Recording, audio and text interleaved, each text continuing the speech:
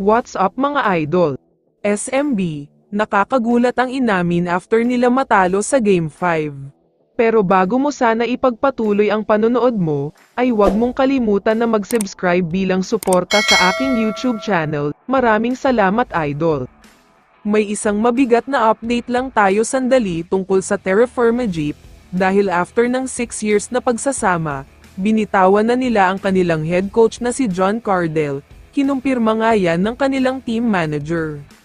Marami daw mga players ang nalungkot dahil matagal na si John Cardell dito, pero nangako naman ang management na maghahanap at kukuha sila ng isang coach na mas magaling at mas mahusay para maging maganda ang record nila. Pero may isang spoiler lang tayo sandali, dahil huwag masyadong mataas ang expectations nyo sa Terra Firma, dahil may mga source na nagsasabing hindi na maglalaro si Stan sa kanila, kaya isang malaking problema na naman ito sa kanila.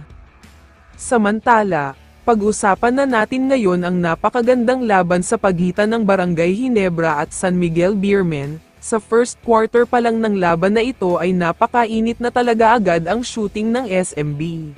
Sunod-sunod ang pagpasok ng mga tira nila, tila walang depensa ang Ginebra dito dahil napakaraming open layup. Kaya naman kalahati pa lang ang nakakalipas sa first quarter ay umabot na agad sa double digit ang kalamangan ng SMB.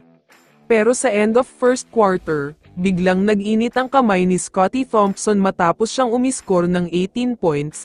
Tama ang narinig nyo na umiskor siya ng 18 points sa first quarter pa lang, kaya nakuha pa nila ang kalamangan.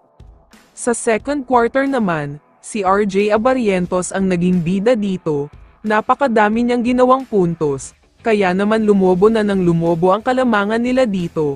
Umabot na sa double-digit lead ang Ginebra. Sa third quarter naman, sobrang init na laro ang ginawa ng SMB, dahil halos 4 minutes pa lang ang nakalipas ay naubos na agad ang kalamangan ng Ginebra. Pinangunahan sila ni CJ Perez na gumawa ng sunod-sunod na puntos.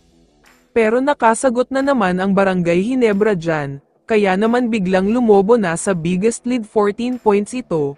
Wala nang maisagot ang SMB dito, kaya tuluyan na nakuha ng Ginebra ang 3-2 lead sa serye.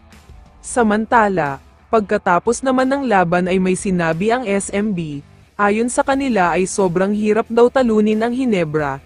Suko na nga daw sila lalo na nung nag-run ang mga ito. Grabeng performance daw talaga ang ginawa ng Ginebra. Kaya naman kung ikaw ang tatanungin idol, ano ang masasabi mo sa laban na ito? I-comment mo naman ang sagot mo sa tanong na ito. So dito na nagtatapos ang video na ito. Maraming salamat sa pagsuporta at panonood mga idol. Ingat at bye-bye.